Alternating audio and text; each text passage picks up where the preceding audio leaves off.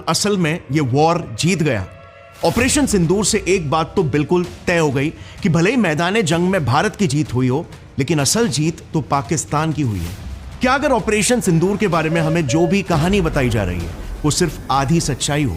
क्या अगर हमारी मीडिया, हमारी गवर्नमेंट हमसे झूठ कह रही हो और असली सच्चाई ये है कि हम वॉर जीते ही नहीं? तो पाकिस्तान का दिन के उजाले में दुश्मन को मुंह तोड़ जवाब। पाक फौज की हिकमत अमली और मुंह तोड़ जवाब से हर पाकिस्तानी खुशी से निहाल है। पाकिस्तानियों के जश्न जारी है। कई इंडियंस आज ये बात मानते हैं। चाइना, टर्की, कतर और इवन कुछ हद तक यूएस जैसे देश तो इस नैरेटिव को सपोर्ट भी कर रहे हैं और यही पाकिस्तान की सबसे बड़ी जीत है, मगर इंडिया की सबसे बड़ी हार। 7 मई 2025 के दिन इंडिया ने पहलगाम हमले के जवाब में ऑपरेशन सिंदूर को लॉन्च किया था।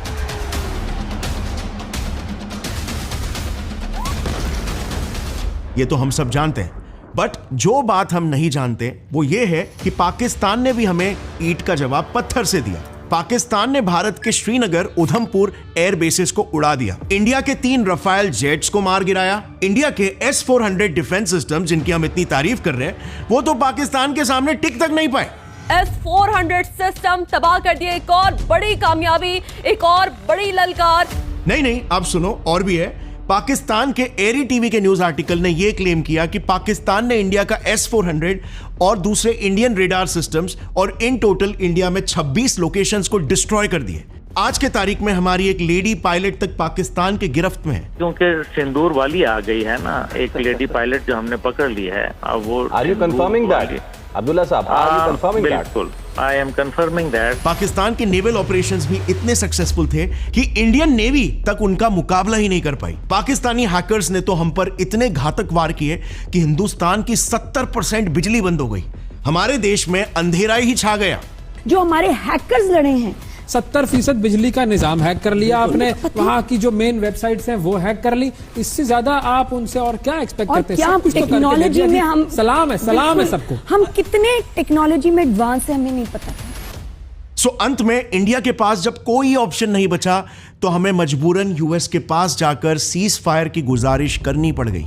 हमारे फॉरेन मिनिस्टर बेचारे S जयशंकर जी को तो पब्लिकली पाकिस्तान से माफी तक मांगने पड़ गया। आज मैं वेश भर से क्षमा मांगने आया हूँ। हमने विचार किया था कि पाकिस्तान को 4 हिस्सों में बांट देंगे, लेकिन आज हालात बिल्कुल उलट हो गए हैं। पाकिस्तान ने हमें ऐसा करारा जवाब दिया है कि हमारी अपनी ज़मीन पर बगावत के बीज बो दिए हैं। और तब कहीं पर जाकर 10 मई को पाकिस्तान के PM ने अपनी आवाम को बधाई देते हुए ये ऐलान कर दिया कि इस जंग में पाकिस्तान की जीत हो गई है। अफवाज पाकिस्तान की कामयाबी के साथ साथ पूरी पाकिस्तानी कौम की फतह है। साबिक कप्तान शाहिद आफरीदी का फौज से मोहब्बत का अपना अंदाज, फौजी यूनिफॉर्म पहनकर रैली की क़यादत की। भारत ने जो सबसे बड़ी उनसे कैलकुलेशन गलत हुई है वो ये हुई है कि उसको हमारी अफवाज का पता नहीं चला कि हमारे पास स्किल्स और टेक्नोलॉजी क्या है।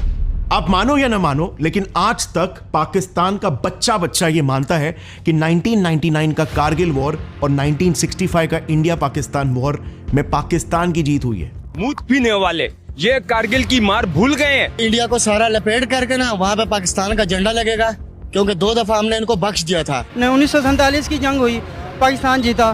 क्यों? उसके पास कलमे की ताकत है। कारगिल मैं as an army chief I am proud. पहली दफा हिंदुस्तान को मैं बहुत फख्र से कहना चाहता हूँ, गर्दन से पकड़ लिया था हमने। इनफैक्ट कई प्रोमिनेंट इंटरनेशनल मीडिया ने तक यही रिपोर्ट किया है कि इंडिया के खिलाफ पाकिस्तान वॉर जीता, और यही मेरे हिसाब से पाकिस्तान की सबसे बड़ी जीत है। देखो, पाकिस्तान इंडिया के साथ एक अलग गेम ही खेल रहा है, और वो गेम है नैरेटिव कंट्रोल का। सिर्फ नेशनली अपने देश में ही नहीं बल्कि इंटरनेशनली भी। आज के जमाने में एक जंग सिर्फ मैदान में नहीं बल्कि मेरे और आपके मोबाइल फोन्स में भी लड़ी जा रही है, और इसमें पाकिस्तान हमसे जीत रहा है। ये एक ऐसा deadly 6th generation propaganda warfare है जिसमें खुद इंडिया के साइबर सिक्योरिटी चीफ ने एक्सेप्ट किया है कि भारत इस जंग में पाकिस्तान से बहुत पीछे है। चलो समझते हैं कि हम इसमें पीछे क्यों हैं and why this war matters to. Bharat को यह पंगा लेना बहुत महंगा पड़ा है। पाकिस्तान ने जवाबी वार में एयरबेस उधमपुर को तबाह कर दिया है। ब्रह्मोस मिसाइल स्टोरेज साइट तबाह कर दिया है। पठानकोट में एयरफील्ड को तबाह कर दिया गया है। भारत का ब्रिगेड हेडक्वार्टर KG टॉप तबाह कर दिया। उड़ी में भारत के सप्लाई डिपो को भी मलिया मेट कर दिया है। ये है inter service public relations, also known as ISPR, जो ऑन पेपर पाकिस्तानी मिलिट्री की PR एजेंसी है। उनका काम है मिलिट्री रिलेटेड न्यूज को पब्लिश करना और सिविल मिलिट्री रिलेशंस को मैनेज करना, मगर रियलिटी में ये पाकिस्तानी मिलिट्री का इंफॉर्मेशन वॉरफेयर यूनिट है अगेंस्ट इंडिया।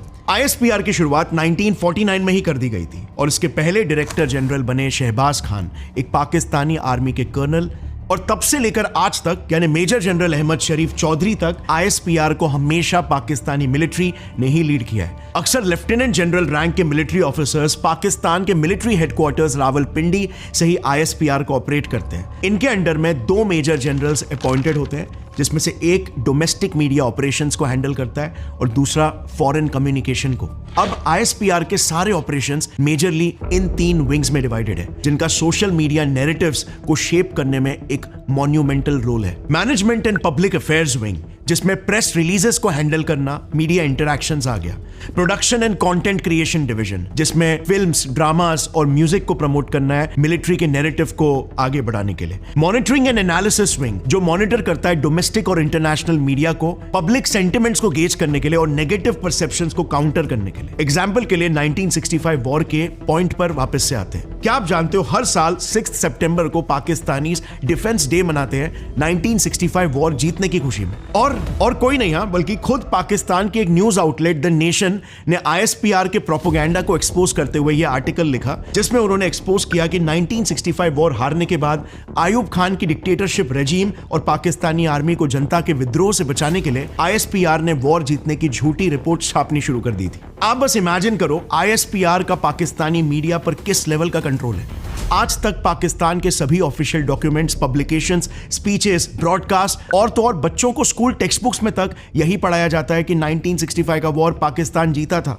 बुजुर्ग जानते होंगे 1965 की जंग में इंडिया की फौज जंग जो है वो हार गई। किस वजह से? अल्लाह रब्बुल इज्जत ने उनके दिल के अंदर एक खौफ डाल दिया। अब ISPR ये काम करता कैसे? इसे बहुत ही जल्द हम समझेंगे, लेकिन उससे पहले समझते हैं कि इंडिया फेक न्यूज को बस्ट कैसे करता है। आज के समय में ना इंडिया के special cyber cells AI models और डेटा साइंस का यूज करके मिस इन्फॉर्मेशन को machine learning, algorithm, sentiment analysis और रियल टाइम OSINT टूल्स से कंटिन्यूसली काउंटर कर रहे हैं, क्योंकि यही तो नया बैटलफील्ड है जहां पर टेक्नोलॉजी हमारा सबसे बड़ा वेपन हो गया। और इसीलिए AI, data science, machine learning जैसे स्किल्स सिर्फ हमारे इंटेलिजेंस एजेंसीज तक लिमिटेड नहीं है, बल्कि media, cyber security, governance, defence, ये स्किल्स लिटरली आज हमारे देश को बचाने का काम कर रहे हैं। And this is exactly why ये आज most in demand practical skills बन चुके हैं। लेकिन अफसोस ये हमारे कॉलेज करिकुलम्स में अप टू डेट नहीं पढ़ाए जाते। But Scaler is here to change that. Scaler एक ऑनलाइन टेक लर्निंग प्लेटफॉर्म है जो डेटा साइंस, सॉफ्टवेयर डेवलपमेंट और मशीन लर्निंग जैसे कई प्रोग्राम्स को ऑफर करता है। यहाँ पर स्टूडेंट्स को टॉप टेक कंपनीज के इंडस्ट्री एक्सपर्ट से मेंटरशिप मिलती है। एंड अब तक स्केलर ने 15,000 लर्नर्स का करियर ट्रांसफॉर्म भी कर लिया है। स्केलर ने गूगल, फ्लिपकार्ट, मेटा जैसे 900 प्लस टेक कंपनीज के साथ पार्टनरशिप रखी है, जिनमें प्लेसमेंट्स करवाने के लिए स्केलर की टीम स्टूडेंट्स की मदद भी करती है। Plus Scaler learners also get access to 100 capstone projects, all of this at a very easy 2 years EMI option with 0 interest fees. Also अभी 17 मई को स्केलर पर एक काफी इंटरेस्टिंग मास्टर क्लास भी होने वाला है about the difference between data science, machine learning and artificial intelligence. आप भी उसे चेकआउट कर सकते हो, लिंक मैंने डिस्क्रिप्शन में डाल दिया है। और अब लौट आते हैं वापस से हमारे टॉपिक पर। सबसे पहले यह समझते हैं कि पाकिस्तानी आर्मी का मेन मकसद क्या है, और वो है इंडिया को किसी भी तरह से पाकिस्तान का सबसे बड़ा विलन बताना। क्योंकि अगर इंडिया विलन है तो पाकिस्तानी आर्मी नेचुरली एक मसीहा की तरह पोजीशन हो सकती है, जो कि उनकी जनता को विलन से बचाने के लिए हमेशा तैनात रहती है। आपको स्कूल में बताया गया कि इंडिया हमारा दुश्मन है। हाँ। क्या दुश्मनी है इंडिया की और हमारी? वो कहता है कि मुस्लिम ना रहे और सारे इंडियन बन जाए। दिमाग में इंडिया को लेकर क्या कॉन्सेप्ट है, क्या ख्यालात है? दुश्मन है हमारे, वो हमारा सबसे बड़ा दुश्मन है, पाकिस्तान का सबसे बड़ा दुश्मन है। हमेशा हमारे से हारता रहा है, नफरत फैलाता है। हमारे वहाँ पे मुसलमान बहन भाई हैं, वहाँ पे जुल्म करते हैं उन पे। हमारी आर्मी दिल्ली की गेट पे जाके पाकिस्तान का झंडा लगा। इनको इतना मारेंगे ना, घर में घुस घुस के मारेंगे। अब ये बात वहाँ की जनता के दिमाग में अच्छे से इंडोक्ट्रिनेट करने के लिए ISPR में कई सारे यूनिट्स बनाए रखे हैं। जैसे हमने डिस्कस किया था production and content creation division. इसके तहत ISPR हिलाल जैसे मैगजीन्स को छाप के जनता के मन में एंटी इंडिया और प्रो मिलिट्री नैरेटिव्स को फैलाता है। जैसे कुछ एग्जांपल्स बताता हूं। हिलाल मैगजीन ने ही इंडिया की एक्ट ईस्ट पॉलिसी को बहुत एग्रेसिव पॉलिसी बताया था, जिससे पाकिस्तान पर खतरा मंडरा सकता है। नेक्स्ट, इंडिया में 2007 में जो समझौता एक्सप्रेस बॉम्बिंग्स हुए थे, उसमें हिलाल मैगजीन ने यह पब्लिश किया कि मुस्लिम्स के हथियारों को इंडियन कोर्ट्स ने आजाद छोड़ के रखा हुआ है क्योंकि वो हिंदूस थे। और इसीलिए आप देखते होंगे जब डिबेट्स होते हैं तो जो पाकिस्तानी रिप्रेजेंटेटिव्स होते हैं ये समझौता एक्सप्रेस का ही एग्जाम्पल कई बार देते हैं। इसके अलावा कश्मीर पर तो आए दिन ये ऐसे न्यूज छापते ही रहते हैं कि कश्मीर में इंडियन आर्मी मासूम मुसलमानों की किलिंग्स करवा रही है, इंडियन सोल्जर्स कश्मीरीज पर जास्ती और जुल्म कर रहे हैं, वगैरह वगैरह। वेल, बात ऐसी है ना, ISPR के ही तहत पाकिस्तान जो प्रोपोगेंडा वॉरफेयर कर रहा है वो एक काफी सीक्रेटिव प्रोजेक्ट है जो डायरेक्टली उनकी मिलिट्री और उनकी इंटेलिजेंस एजेंसी ISI द्वारा ऑपरेटेड है और इसीलिए ये न्यूज इतना ओपनली पब्लिक डोमेन में अवेलेबल नहीं है। बट इनके इस सीक्रेट प्रोपोगेंडा सेल के बारे में हमें जितने भी प्रूफ्स मिले वो सब मैंने नीचे डिस्क्रिप्शन में डाल दिया है ताकि आप उस पर खुद भी स्टडी कर सकते हो। सो ये तो हुई पाकिस्तानी मैगजीन्स की बात। अब मूवीज के थ्रू भी सिमिलर नैरेटिव को पुश किया जाता है। जैसे 2019 में ही एक ISPR प्रोड्यूस पाकिस्तानी सीरियल ऐद है वफा में विंग कमांडर अभिनंदन को वीक बताया गया था। मेजर हुमायूं, अभिनंदन, क्या कर रहे थे आप हमारी हवा में? I am not supposed to tell you that, Major. You are supposed to tell me everything, Wing Commander. मैं बाथरूम जाना चाहूंगा, मेजर। अभी से? अभी रिसेंटली एक मूवी रिलीज हुई थी वार नाम की, उसमें भी यही दिखाया गया कि इंडिया कश्मीर में टेररिस्ट अटैक्स करवा रहा है और पाकिस्तानी फोर्सेस इंडियन टेररिस्ट से कश्मीर की जनता को बचा रही है। The team also killed this man, Sanjay Bharadwaj, a first contact low-level raw operative. And our intelligence sources indicate that a high-level independent contractor has been hired to carry out one of the biggest terrorist attacks in the history of Pakistan. अब of course ये तो मैं आपको सिर्फ कुछ examples ले रहा हूं ताकि आप गेम समझ सको, बट आपने एक और एक चीज नोटिस की होगी कि अक्सर कई बार इंडिया में भी कुछ ऐसे मूवीज बन जाते हैं, तो क्या इसके पीछे भी इन्हीं पाकिस्तानी सेल्स का लिंक हो सकता है? वेल, ISPR की मेन ऑफिशियल वेबसाइट का स्क्रीनशॉट भी मैं स्क्रीन पर फ्लैश कर दूंगा ताकि आप बाद में रिसर्च कर सकते हो। Next, production and content creation division के अलावा जैसे मैंने आपको बताया कि ISPR में एक और यूनिट भी है, मॉनिटरिंग एंड एनालिसिस विंग, जिसके तहत तो ISPR ने एक फुल फ्लेज डिजिटल आर्मी और इंटरनेशनल नेटवर्क ही खड़ा कर दिया है जो मिनटों में इंडिया से जुड़ी मिस इन्फॉर्मेशन और डिस इन्फॉर्मेशन को वायरल कर देता है। और एक इंटरेस्टिंग बात, इस डिजिटल आर्मी में एक मेजर रोल है पाकिस्तानी इंटर्न्स का। यह है पाकिस्तान के रिसेंट ISPR इंटर्न्स की एक टीम जिनके बारे में इसी साल खुद पाकिस्तान टुडे ने ही प्राउडली पब्लिश किया था। एक रिपोर्ट के हिसाब से तो मेजर जनरल आसिफ गफूर के लीडरशिप में पिछले एक साल में 1000 से भी ज्यादा कॉस्ट एफिशिएंट इंटर्न्स को हायर किया गया है जिन्हें इंडिया के खिलाफ इंफॉर्मेशन वॉरफेयर के लिए ट्रेनिंग मिल रही है। इन युवाओं को लिटरली ये बताया जा रहा है कि वो सरहद पे लड़ने वाले फौजियों के बराबर है क्योंकि वो इंडिया के खिलाफ इंफॉर्मेशन वॉर लड़ रहे हैं। कैसे? हर महीने इन इंटर्न्स के बीच में एक कंपटीशन रख दिया जाता है, एंटी इंडिया प्रोपोगेंडा फैलाने का कंपटीशन।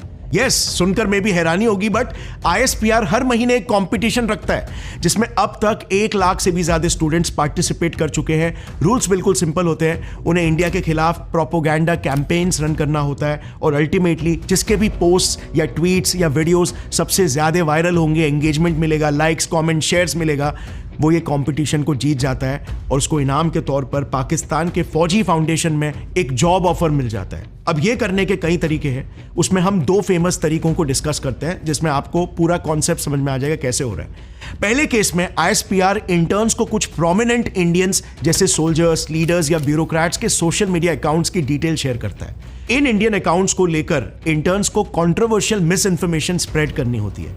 जैसे अभी हाल ही की लड़ाई में ही टॉप इंडियन ऑफिशियल्स को फायर करने की न्यूज सर्कुलेट हो रही है। मोदी सरकार ने जनरल DS राणा को फौरी तौर पर ओहदे से हटाकर काले पानी की सजा। लेफ्टिनेंट जनरल सुचिंद्र कुमार के विरुद्ध कोर्ट ऑफ इंक्वायरी के आदेश दिए गए, लेकिन यदि आप X पर जाकर इंटीग्रेटेड डिफेंस स्टाफ का अकाउंट देखें तो वह आपको मिलेगा ही नहीं क्योंकि ऐसा पोस्ट तो किया ही नहीं गया। याद रहे ये प्रोपोगेंडा है।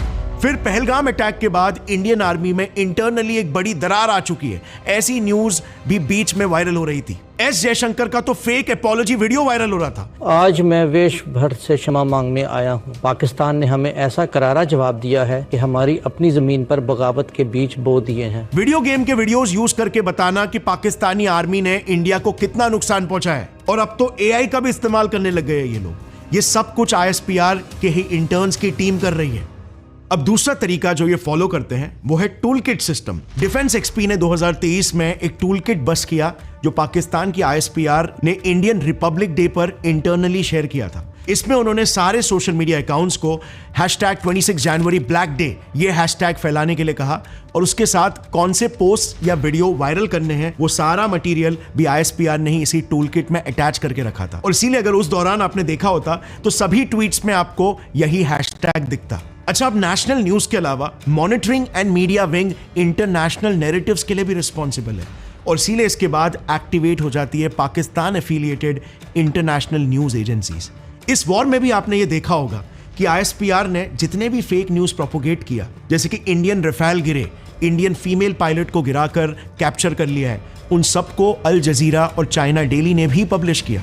Our Indian fighter jet, these are Rafale, have been shot down. A female pilot has been taken into custody. We don't have any pilot in custody. This is all social media chatter. This is all part of the multiple source of fake news and propaganda that has been generated. Pakistan ने cease fire के 2 दिन पहले एक press conference भी किया था। ये कोई कोइंसिडेंस नहीं है, ये इसी स्ट्रैटेजी का आखिरी और सबसे इंपॉर्टेंट पड़ाव है।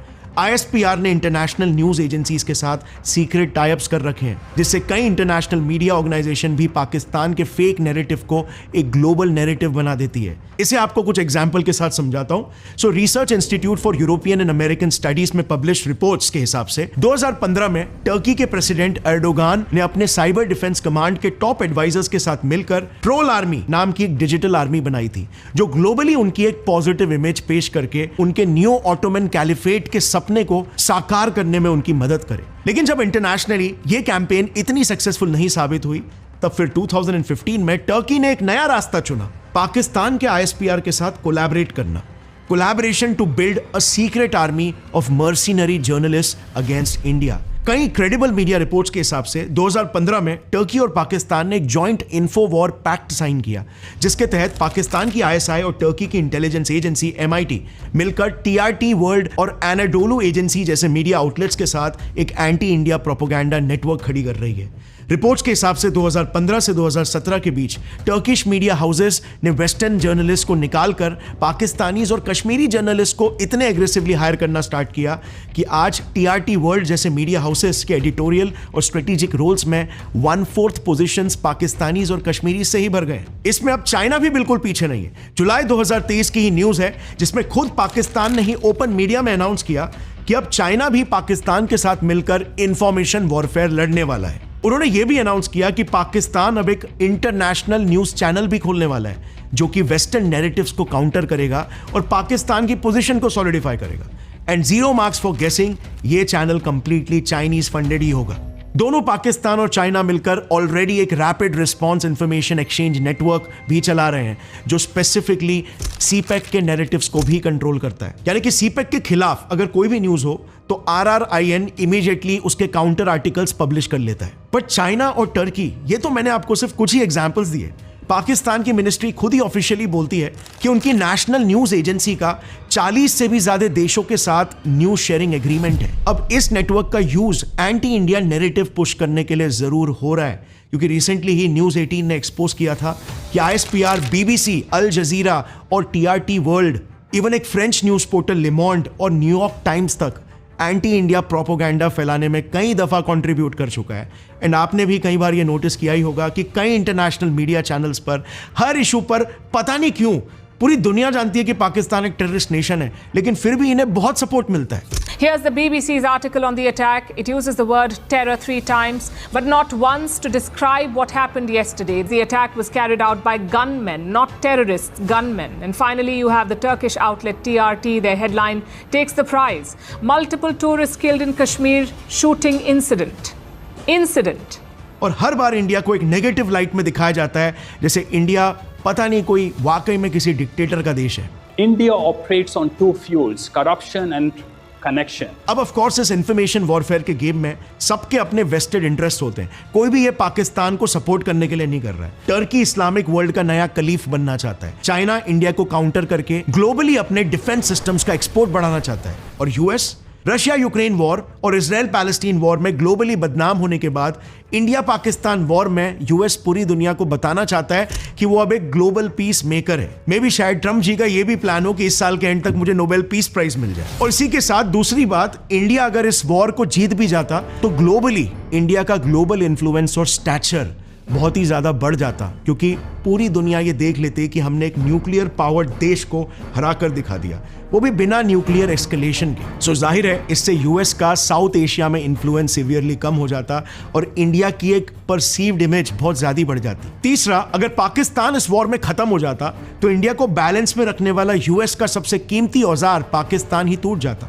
पूरी दुनिया जानती है कि यूएस ने ही time in and time again fundings और मिलिट्री सपोर्ट देकर पाकिस्तान के टेररिस्ट ऑर्गेनाइजेशंस को पनपने दिया है। You do admit, sir, that Pakistan has had a long history of backing and supporting and training and funding these terrorist organizations. We have been doing this dirty work for United States for about 3 decades, and West, including Britain. इसके दो reasons है, क्योंकि पाकिस्तान पैसे फेंकने पर कोई भी काम करने को तैयार हो जाता है और फिर वो अपने ही टेरिटरी में सांपों को पालने की भी बात क्यों ना हो। और दूसरा रीजन, इससे इंडिया को बैलेंस में रखा जा सकता है। चौथी बात, पूरे वॉर के दौरान फ्रेंच रफेल और रशियन S-400 मिसाइल्स की मार्केटिंग हो रही थी, जिससे यूएस वेपन्स की डिमांड कम होने के चांसेस थे, जो यूएस नहीं चाहता। और ये बात भी सब जानते हैं कि US earns a lot from wars. In fact weapon trade तो यूएस की इकोनॉमी का एक मेजर पार्ट है and US can not afford to lose it. ऐसे और भी कई रीजंस है जिसके लिए लिटरली एक पूरा अलग ही वीडियो बन सकता है। But the main point is कि पाकिस्तान के सपोर्ट के दौरान भी सभी देश अपनी ही लड़ाई लड़ रहे हैं, सब अपना इंटरेस्ट देख रहे हैं। But all in all ISPR का ये प्रोपोगेंडा वॉरफेयर एक बहुत ही स्ट्रॉन्ग स्ट्रैटेजी है, जिससे मैदान पे ही ना सही लेकिन सोशल मीडिया में लोगों के दिमाग में इंटरनेशनल नैरेटिव शेप करने में पाकिस्तान वॉर जीत जाता है। मगर हमारा देश हमेशा इसमें ही मार खा जाता है। हम पाकिस्तान को कितना भी फोड़ दें रियलिटी में, लेकिन दुनिया के सामने ये न्यूज़ जाता है, जैसे आप लीमॉन्ड के आर्टिकल को ही देख लो, वो ये बता रहा है कि यार पाकिस्तान ने इंडिया को मुंह तोड़ जवाब दिया। पाकिस्तानी एयरफोर्स के पायलट्स ज्यादा ट्रेंड थे इंडियन पायलट से। सो फ्रांस और यूरोपियन कंट्रीज में ये खबरें पहुंच रही है। इंटरनेशनल लेवल पर अगर देखें तो retired lieutenant general Rajesh Pant ji ने इसको कश्मीर के एग्जाम्पल से बहुत ही अच्छे तरीके से समझाया। उनके वर्ड्स में, पाकिस्तान एक ही इशू को 3 अलग अलग रीजन्स में 3 अलग अलग तरीके से बेचता है। लिटरली पाकिस्तान न्यूज की मार्केटिंग करता है। यूरोप में कश्मीर को ह्यूमन राइट्स वायलेशन के एंगल से दिखाया जाता है।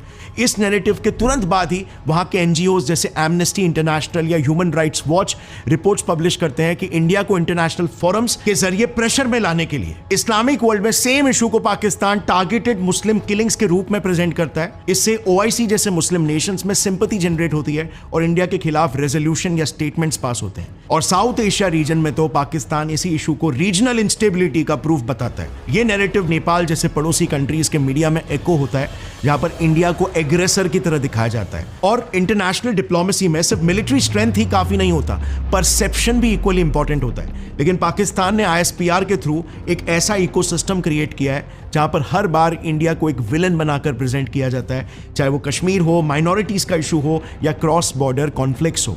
और जब ये नैरेटिव बार बार रिपीट होता है मीडिया हाउसेस में, ह्यूमन राइट रिपोर्ट्स में या ग्लोबल फोरम्स पर, तो दुनिया के कई न्यूट्रल या अनइन्फॉर्म्ड कंट्रीज उस नैरेटिव पर बिलीव करने लगते हैं। साइकोलॉजी का एक प्रिंसिपल है कि अगर आप झूठ को भी 10 बार बोलोगे तो वो सच लगने लगता है। इससे पाकिस्तान को अलायंसेस बनाने में भी काफी ट्रस्ट मिल जाता है। और जब पाकिस्तान बार बार इंडिया को एक इनटॉलरेंट वायलेंट कंट्री दिखाता है, डिक्टेटोरियल कंट्री दिखाता है, तो कई कंट्रीज हेजिटेट करने लगते हैं इंडिया के साथ ओपन पार्टनरशिप्स बनाने में, इंडिया को ओपनली सपोर्ट करने में।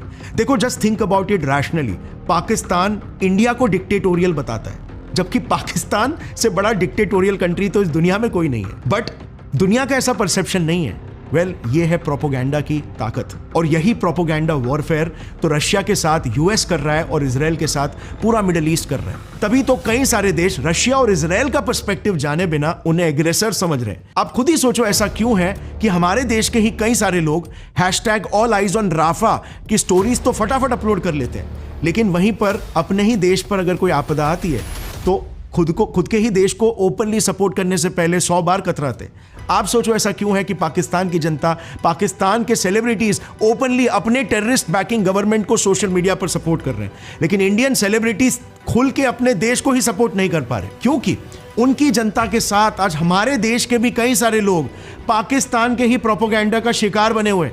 पाकिस्तान को अच्छे से पता है कि वो बैटलफील्ड पे हमें बिल्कुल नहीं हरा सकता और इसीलिए वो बैटलफील्ड बदल चुका है। Now it's a war of narratives. वो हर बार ISPR के जरिए एक भ्रम बेचता है, एक ऐसा झूठ जिसकी आवाज सच से ज्यादा होती है, लेकिन हम छुपे रह जाते हैं और चुप रह जाते हैं। लेकिन फिलहाल चुप रहना सिर्फ हमारी एक कमी नहीं है, बल्कि एक बड़ा क्राइम हो जाएगा, क्योंकि अगर यही नैरेटिव वॉर पाकिस्तान हमेशा जीतता चला जाएगा तो उसके सामने हमारी जीत, हमारा सच भी हारी नजर आएगा। और ऐसा नहीं है कि हमारी गवर्नमेंट या हमारी इंटेलिजेंस एजेंसीज इसके बारे में कुछ नहीं कर रही।